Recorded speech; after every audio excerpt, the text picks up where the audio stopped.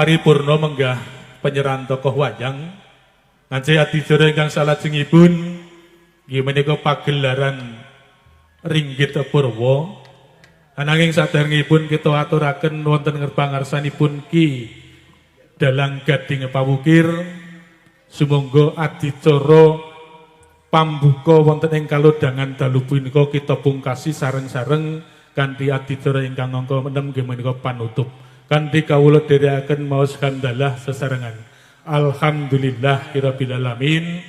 Wedal salajengipun kunjuk katur dumateng dateng Ki Gading Pawukir sasana Pandayawara katur sak cekapipun.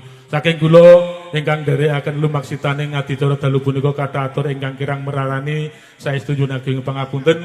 Kawula akhiri assalamualaikum warahmatullahi wabarakatuh.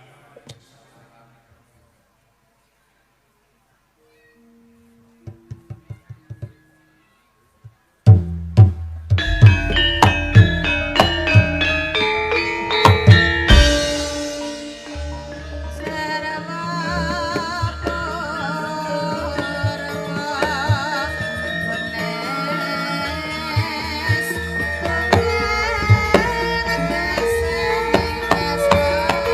you.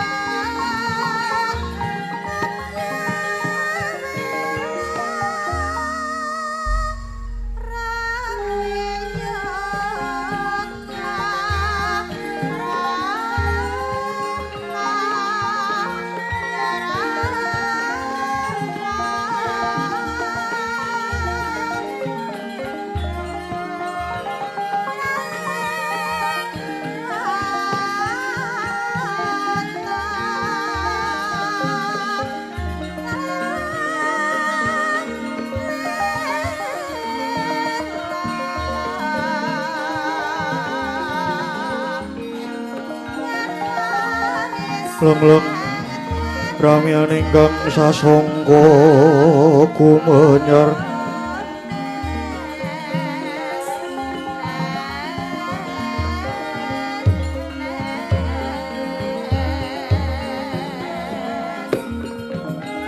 mangrenggorong mendure manggen tanwa siring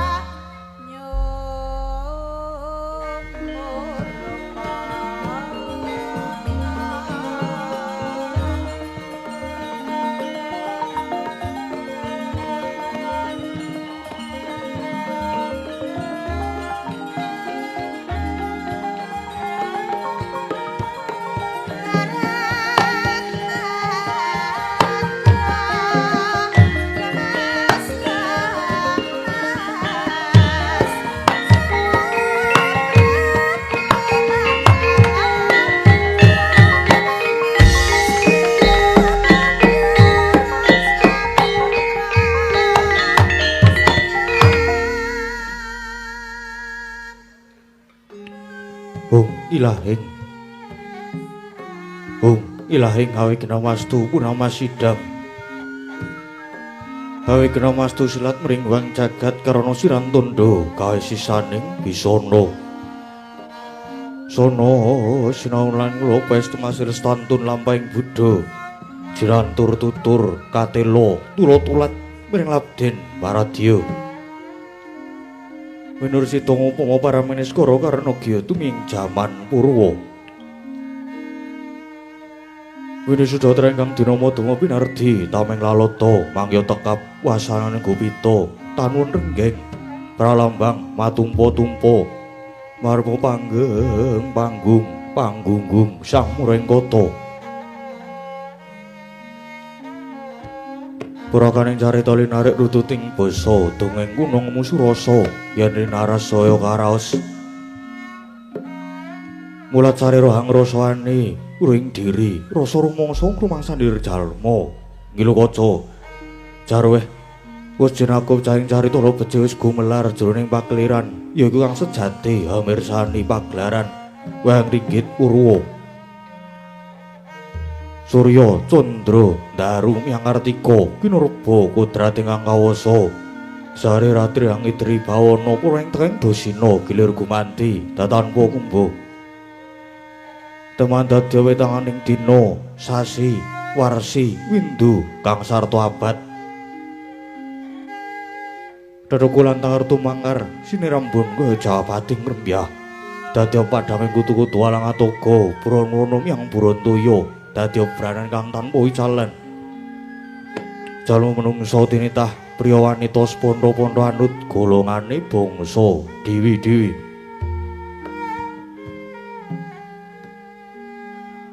anenging negare pundita ingkang kawadi Dasa Purwa eka marang sawiji adilinuwe Dasa 10 Purwa marang wiwitan Senajan kathah titah ing dawa ingkang sinungga ing Pratiwi kinasonganing akasa kinapiting samudra Raja Samyanggana raras naing datan kadhe ingkang ginupiting dalu samangke yekti ingkang sinebat gumelaring negari Wirata awan teta kinarya kandha saratri mangkawit ngupaya negari 100 tanantuk kalih nadyan 1000 tan jangkep sadasa dasar negari ingkang panjang punjung pasir wukir loh jinawi gemah ripah kerta tata turaharja Tur dasar para kawulane sadaya samya sayek saeka kapti akarya luhuring nusa bangsa lan negri. Tu negaring Wirata kena winastan negara ingkang gedhe obore padhang jagate dhuwur kukuse jero tancepe adoh marang kuncarane. Mila datana momo kalamun ngengung tijane ngambar harum kuntaping negri. Lah sinten to ingkang jumeneng nata ambek bau denda aku Nyakrawati yakti aja juluk Moho Prabu Matswapati, ya Prabu Durgandana, ya Prabu Mangsawati. Nalendra ingkang berbudi pawleksana tur ambek angayomi dharma, angayomi agami suci, angayomi para kawula kang sami angreksa raharjaning nagri. Tuen angayomi dhateng haing sapadha-padha, anggung bangaos dhateng asanes.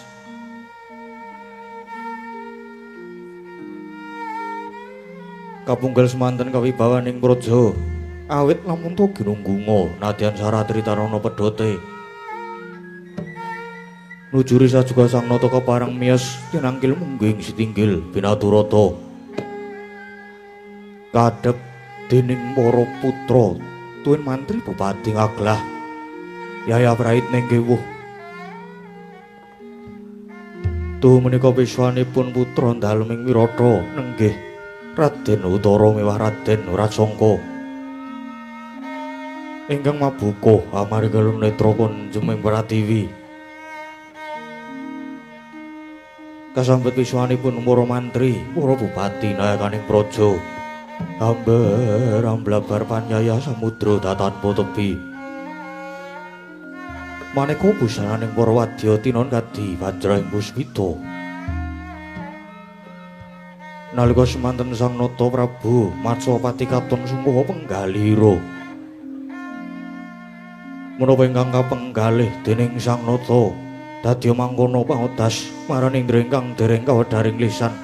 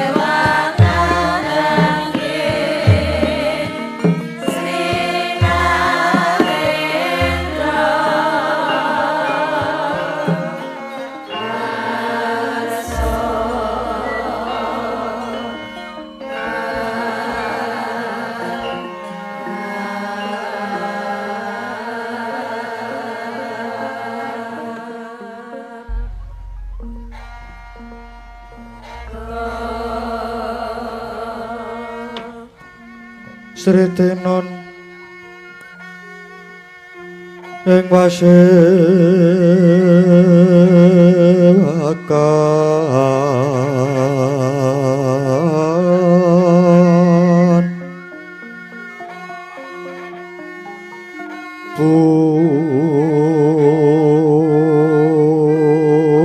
busana maneka warna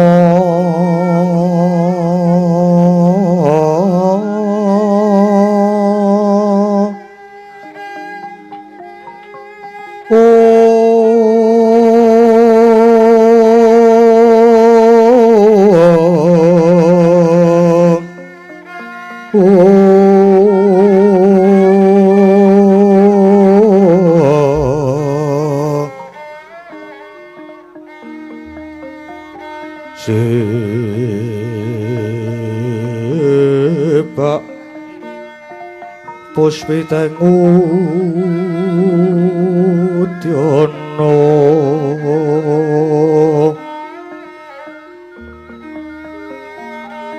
ngang panjerah Sarawa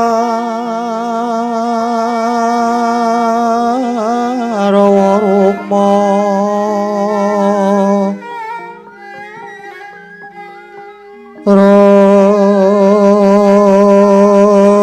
Ronggeng manik noro Norowata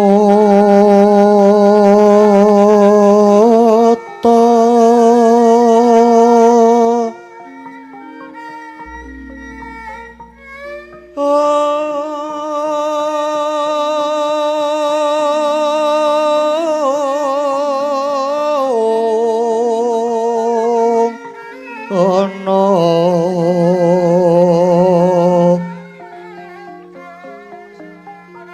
obra-obra banyu kang sumirat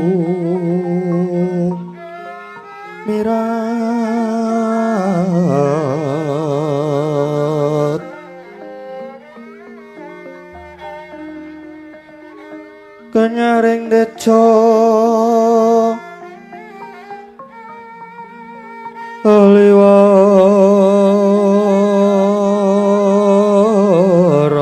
liwaran lerki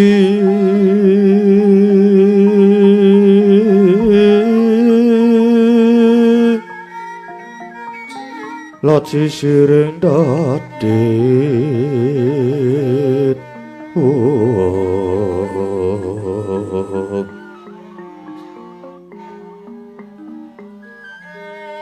Wimbo kekondo mre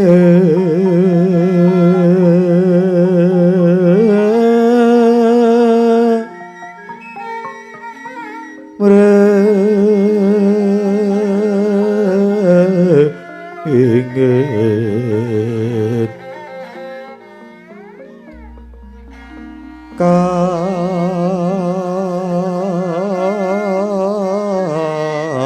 katiuping samirono mondoro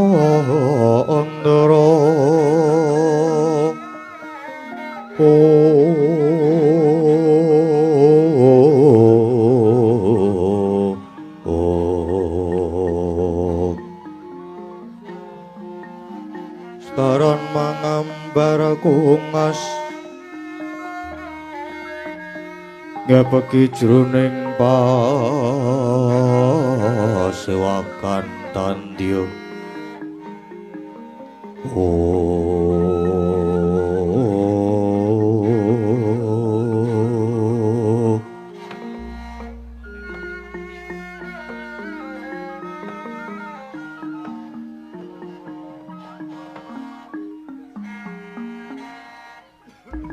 Ya jagat dewa Bathara.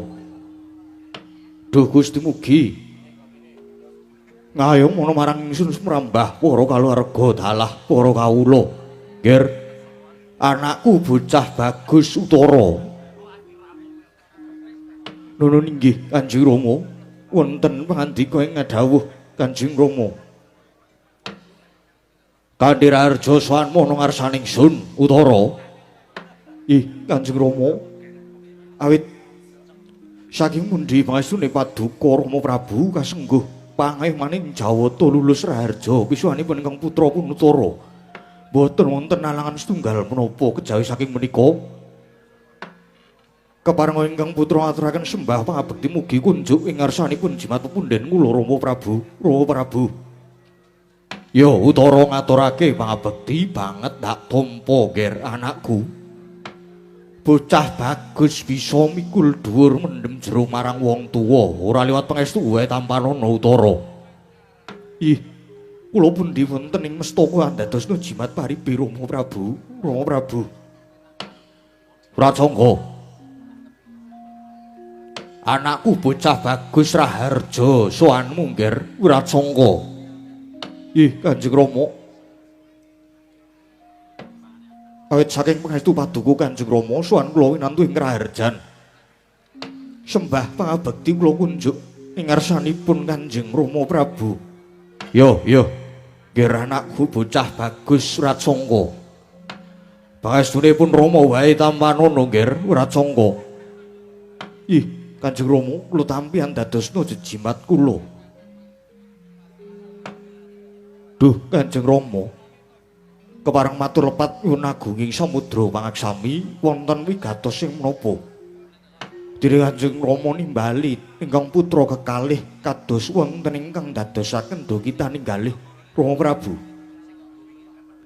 Mbok bilih saged kawedharing kathah suwawi lajeng kula aturi ambabaraken ingkang putra kekalih sampun sumedya niringaken karo manglungaken jangga. Murih terwaca anggen kula nampi sabdanipun Rama Prabu. Duh, sinuwun sesembahan kula Rama Prabu. Rama Prabu Matswapati. Kanjra ingkang puspita rum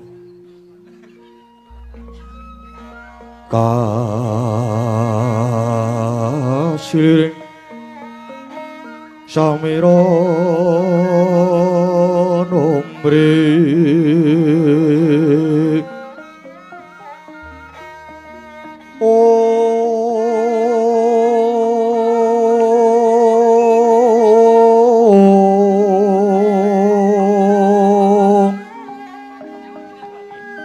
Sekar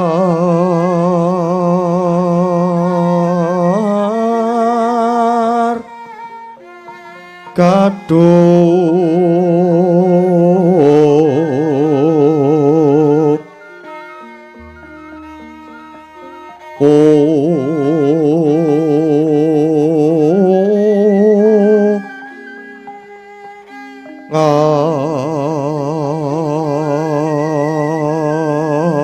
Ngas Kadanyo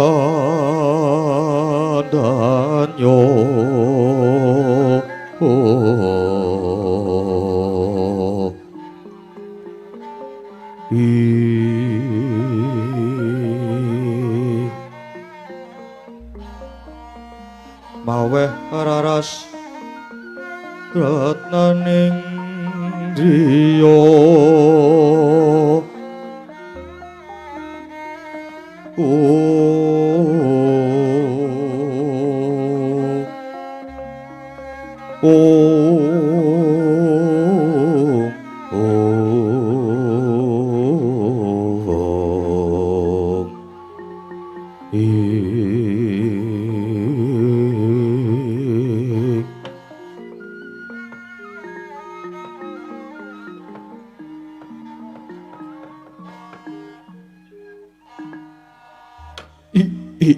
jagat wasisaning Bathara wayah Bathara jagat anakku ngger Utara lan Wiracangga. Aku ngerti wis sakloron ngadhep ana ngersanipun Rama mung meneng wae merga kabeh merga sedha kita ninggalih ati ningsun nggonku ngrasake menandang ingkang bakal sinandhang dening praja ing Wirata kene lho. Gedhe pangarep-areping pun bapa persasat kaya kandhane wong kuno biyen pangudange menyang anak anungan Indita bocah lanang mursid kang bisa mikul dhuwur menjero marang wong tuwa. Nger Aku tak kondo ya, aku tak kondo. Yen nyawang negara Wirata iki kudune aku seneng merga negara iki umure wis suwe. Bareng tak teliti kanthi permati jebul rusak ing kahanan niku ora saka pun bapa nanging tak sawang-sawang saka punggawa negara Wirata dhewe ingkang ora noleh marang jati dirine. Ger, negara iki mbiyen kondang ning saiki ora padhang. Kondange Wirata ngebaki jagat nanging jebul jerone saiki peteng merga pirang-pirang perkara. Mung sarwa ruwete amarga kuwi mau. Punggawa negara Wirata sing munggugu karepe dhewe padha rebut ing ngarep ning nyatane ora kena diarep-arep. Mula ketok saka njaba padhang ning sejatine jerone peteng. Utara wonten dawuh Rama Prabu.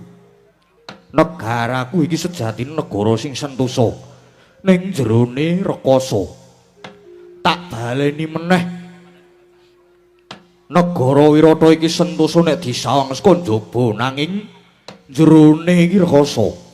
Ketoke bakoh kukuh balaku ratu nayaka negaraku sedulur-sedulurku dhewe prajuritku yutan akeh.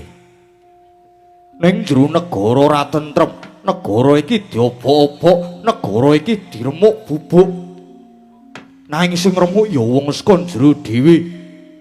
Uripe kawulaku kabeh kaya tanpa pangayoman, isine mung padha regejekan kabeh. Bingung nggone njaga awake. Oh, Ger. Monggo aku wis mutusake lan netepake perkara yen sago dadi pamonging para kawula kuwi kudu tumindake tata kejaba tata uga titi kejaba titi uga titis kejaba titis uga tutus. Nek wis tutus banjur tetes banjur tatas lire. Tata kuwi tegese anut paugeran, ya paugraning agama, paugraning negara, ya paugraning bebrayan. Banjur titi nyumuruhi perkara saka bangga tekan pucuk, aja mung adhedhasar palapuran ingkang kala-kala sok ora cocok marang kahanan saknyatane. Banjur titis wong sago dadi pangembat praja, wong sago dadi pangayom, wong sago dadi pamong. Nek nibake pidana utawa maringi dedana kudu trep kelawan kang kudu nampa. Pamong uga kudu tutus, tegese tutus kuwi tali. Pamong kuwi dadi talining warga negara. Yen ana wargane sing regejekan, ora gathuk rasa pangrasane tumuli dibudidaya.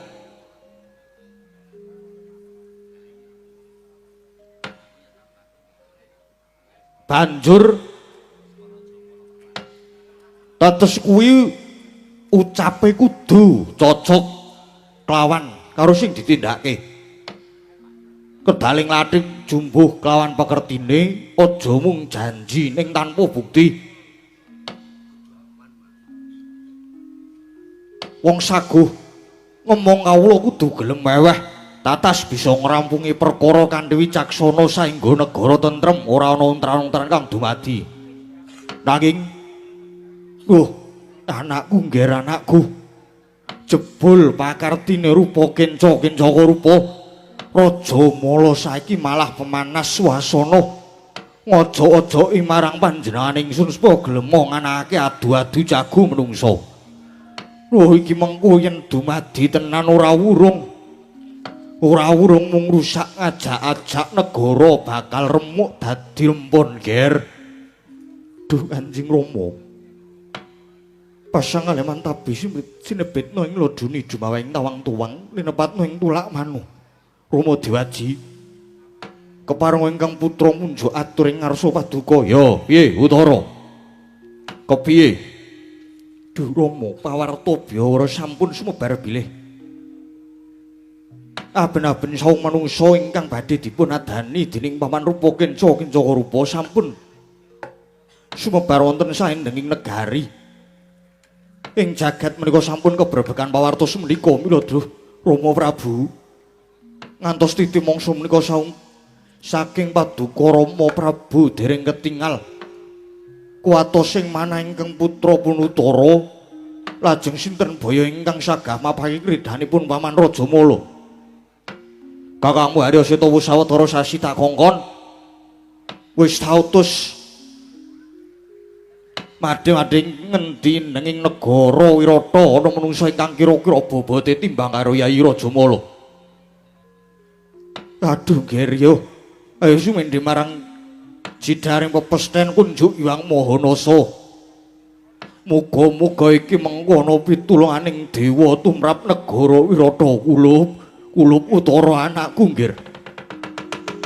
Sikra-sikra yen pramana kanca. Sikra ngraketana wang sesangkana. Wang sesangka.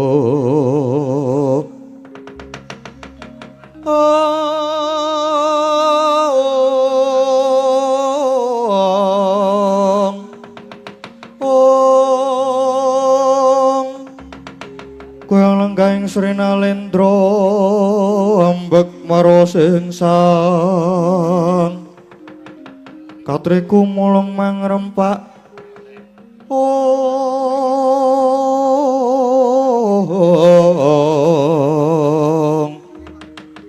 katriku mulung mangrempak ing wadya warada kura ora reka kiri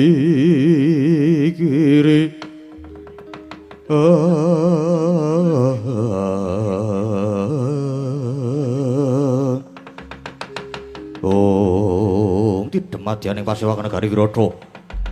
Nalika semanten nata ing Wirata medhar pangandikan tinampi ingkang putra Raden Utara miwah Raden Wiratsangka ingkang lenggah madyaning datulah negari Wirata. Dadosaken tindrim legeg rep kang sami nyabawa. Nadan godhongan datan ana kang ubah samirana datan limampah. Nadyan Nata Wirata Prabu Majapati datan mubah datan musik nganti kaya pratima kencana. Pratima tegese golek kencana masumra cahane nganti kaya golek kencana. Aku lenggahi kanyut minangka wardu jare wong ganten wardu jare wong akecoh. Minangka durung abang ida dereng manjing pertala kasaru geger njaba pihak ngarsa tangkeping wuri. Apa to kang dadi darurane ora ana macan ucul saka krangking gajah medhun saka wantilan kejawi namung ingkang putra pambayu negari Wirata nenggih Raden Arya Seta ingkang minggah datula nganti kawula ingkang gagah pideksa miyak kang samya sumewa kanca pihak ana daya minggir jaluk dalan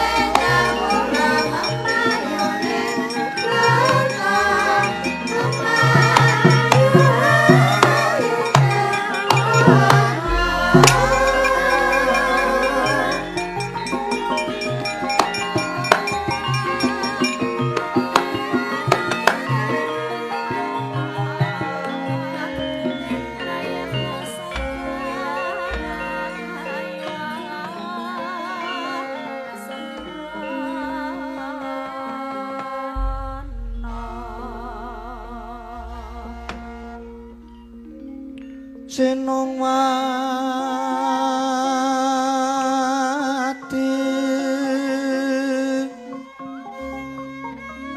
Senongwati jagat kinari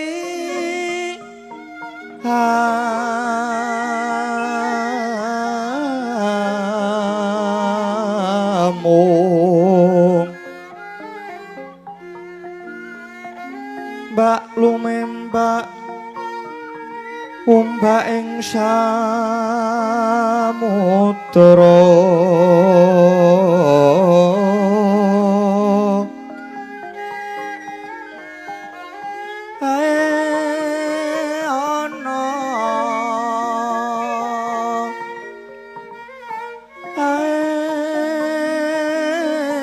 ana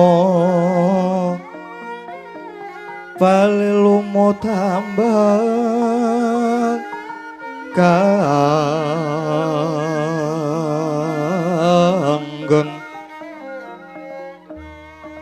aito denceng-dencengan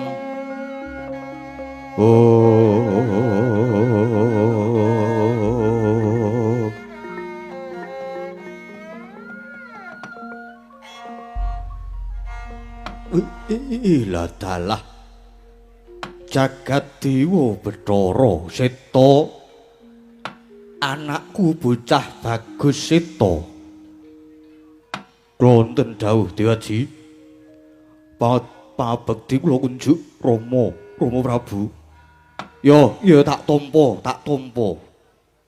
kowe nalika semana tak kongkon saiki bali nggawa bocah gedhe dhuwur karo wong tuwik kaya ngono kuwi. Sapa iki Seta? Ih. Matur prasajan kula Rama Prabu. Waleh-waleh menapa? Kawgene manah rikala paduka nampi dawuh. Rikala kula nampi dawuh paduka Rama Dewaji supados ngupaya saung kinarya tandhingipun Paman Harya Rajamala. Ngantos bingung-bilungan sok-sokan salebeting manah kula. Kula pinanggih kalian juru sampun peken ageng Wirata naminipun Dija Wangka ingkang matur bilih wonten pejagalan wonten lare nem-neman ingkang sembada dada baunipun. Kapara nyata inggih lare mriku tumunten kula beta mriki kalian tiyang sepuhipun ingkang naminipun Kyai Jagal Walakas. Dene lare menika naminipun Joko Abila inggih Jagal Balawa. Ila dalah. Wah jagat dewa Bathara. Ki Walakas. Kula nuwun wonten pangandika ngadhawuh sinuwun. Ngaturaken pangabekti mugi kunjuk wonten sandhaping kepada paduka sinuwun. Sinuwun Matswapati. Ya, tak tampa. Kowe Kyai Jagal Walakas. Nggih. Nami kula pun Jagal Walakas saking dusun Pejagalan. Lan menika anak kula pun Jaka Balawa inggih Jagal Abilawa. Wah. Pacwawati ratuku. Aku ngaturake basaku katur. Lho, kok mung ngaturake basa marang ratuku kudune ngaturake bekti. Aku ora iso ngaturake bekti marang sapa wae. Nadyan to kuwi Ratu Wirapa. Lho, sebabe apa? Kowe menungsa lumrah. Kowe dudu anak punggawa praja, kowe dudu dewa. Ya kene ora ngaturke bekti marang Matswapati. Wah, gelem ya ngono, ora gelem ya wis.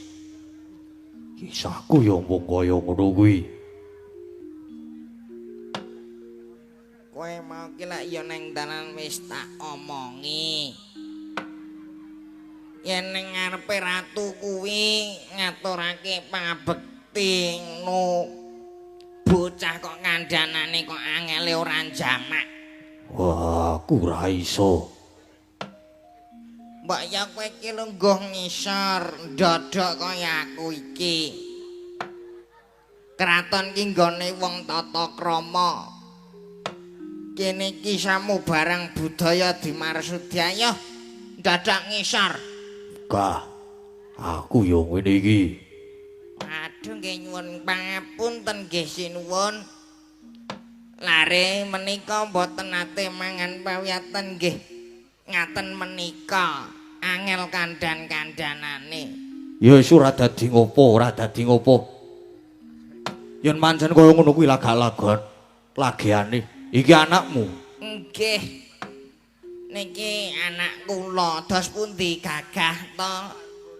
Yo, wah. Aku ora ngerti yen kowe duwe anak semono gedene. Mongko kowe iki yo mung tukang mbleh kewan, andum daging ana ing kutha Wirata. Nggih sinuwun. Anak kula menika menawi sampun nyambut damel pun. Wah, boten purun leren. Boten wonten tandingipun. Nanging nyuwun pangapunten. Gandeng lare menika boten mangan sekolahan nggih dados kados menika. Yo, ora dadi ngopo. Seto. Apa pancen iki sing arep mbok dadekke jago minangka tandinge pamanmu Harya Raja Mala? Tetelo makaten Rama Prabu. Awit saking ngaturipun Dwija Kangkung menika satemah kula nyekseni piyambak. Awit nalika kula gigang nedhangipun tilem wonten ing palang kandhang sapi, kula tamani pusaka mletik medal atunipun. Lho, mletik metu genine. Tegese bocah iki atos balunge ulet kulite. Makaten Rama Prabu. Iya. Balawa, ana dawuhmu apa Majapati, ratuku? Kowe wis ditembung, kowe wis dikandhani karo anakku Seta supaya dadi jago negara Wirata minangka tandinge Raden Rajamala. Apa kowe saguh? Wah, ya aku saguh. Kuwi bener Seta. Rama Prabu. Walakas Lawanten dawuh sinuwun. Anakmu entuk tak dadekke jago. Yen pancen kowe ikhlas lair terus sing batin, saiki kowe njaluk redana pirang ewu dinar tak bayar, ora bakal tak semayami waton anakmu dadi jago Wirata. Waduh duh. Gelo kowe iki lagi sagu wis arep diwenehi apa-apa Balawa. Wah, aku ora butuh apa-apa.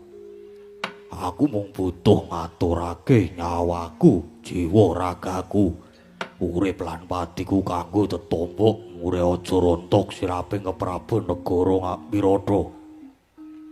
Aja rusak negaramu, aja dilengser kelungguhanmu. Lho. Kok titis temen genemanmu Balawa? Balawa. Kowe iki bocah apa? Kiai Jagal Walakas, kowe entuk apa mbokne ya ngentuki anakmu Balawa iki dadi jago Wirata? Pikiran dhisik lahir batin. Iki mengko totoane kudu mati salah siji. Tegese nek anakmu sing kalah Jagal Bilawa mati. Yen Jagal Bilawa sing unggul tegese jago Kanoman si Rajamala sing bakal mati. Nggih sampun kuatos. Nyai Walakas nggih sampun ngidini mboten apa-apa sinuwun. Kula pitahi anak kula mesti mimpang. Wong lare menika mboten purun kalah kalih sinten kemawon kok. Yo. Ning kuwi rak yo nek wong lumrah. Ning iki jago Kanoman kuwi Senopati negara Wirata sing jagat tanpa timbang kasektene. Apa anakmu ora gigrik? Mboten. Balawa, kowe wedi apa ora wong Balawa? Wah, saiki urip ora ana sing tawedeni. Aja meneh mung Raja Mala. Ayo dukna ratuning Gandharwa aku ora bakal mingkuh. Lah menika sami ta kalih kula. Kula menika nggih kendel kados menika ning niki wulangan kula nggih ngaten iki lho. Ning kowe nek sago tenan lho Balawa. Nek tekan nggon ngisini-sini tak keprobat aku lho kowe engko. Kowe wani kowe kudu wani mateni Raja Mala. Wani sing tawedeni apane? Wah, yo tuntunan ngendi papane Harya Raja Mala tak sudete wetenge. Lho sinuwun. Pun mireng piyambak anak kula sampun sagah. Wah, Sita. Mbok menawa iki trontong-trontong selaing pepadang saka Hyang Mahanasa ingkang bakal paring pepadang marang Praja Wirata. Ih, mekaten Rama Prabu. Jaka Balawa. Yen kowe wis saguh banjur apa sangumu? Wah, aku ora njaluk sangu apa-apa. Mengko yen tak sawang, yen aku njaluk dadi punggawa. Nek tak wawas upama aku tok nehi pangkat arep tanggo apa? Aku ora seneng derajat pangkat. Wah, aku ora seneng kalungguhan. Nadyan aku mung wong maju kilih balulungan. Wong saudon saurupan. Tegese aku derajating Sudra turune wong Pandhe Galeng. Anake wong cilik. Nanging aku bisa maca lelakon negara Wirata. Ing kene siji ana salah sawijining nayaka sing ora ngerti gaweane. Angka loro. Ing kene iki ana punggawa sing senengane adol gawe. Angka telu. Ing kene ana punggawa kang dadi anamas. Angka papat. Ana punggawa ingkang tumindak durjana. Wah, ketoke yen disawang punggawa negara sedya karo gawean. Ning sejatine kuwi maling aguna. Sing pungkasan ana punggawa sing ora adil. Monggo saka pangrasaku, gaman sing ampuh kuwi mung karukunan. Seneng dong rasake seger nanging aja ngokop gedhe wong cilik. Unggul babakan lair lan jiwane kudu utuh setya bekti. Setya bekti marang sesanggeman labuh negara kanthi ikhlas. Yen diwaca watak jiwa satriya kuwi mung teguh tanggung karo tanggon. Yen wis wani ndadawi perkara tegese wani ngorbanake jiwa ragane. Wah, ulah dalah. Yo. Bapakne kaya pincuk ning kok anake peng-pengan kaya ngene iki. Kuwi dudu ucape wong sudra nanging kuwi ucape pendhita, ucape wong pinter. Lah anakku kok ya Mas iki Mas padake. Anakku iki. Yo, aku seneng jagal walakas, aku seneng. Nek perlu iki mengko krubakana kaya wedi taunen kaya banyu brana picis negara Wirata tak nggo nyengkuyung adon-adon iki aja nganti kalah karo si Raja Mala kowe Balawa.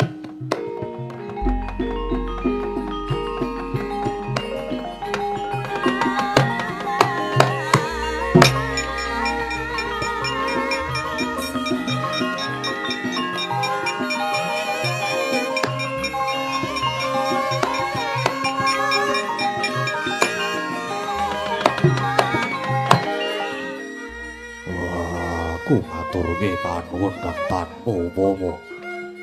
Aku mung weling karo kowe ya wa Balawa. Sabecik-becike wong turu isih becik wong melek. Kowe jiwamu prajurit aja mung turu. Prajurit kuwi sing betah melek merga sak becik-becike wong melek kuwi isih becik wong tangi. Melek kae ning nek lemah isih becik wong melek tur tangi. Ning tangi ku isih kalah karo wong lungguh. Ning sabecik-becike wong lungguh isih becik wong ngadeg. Tur nek iso ngadeg. Gur ngadeg to nek ora mlaku-mlaku rumagang gawe ora bakal rampung gaweane, ngerti?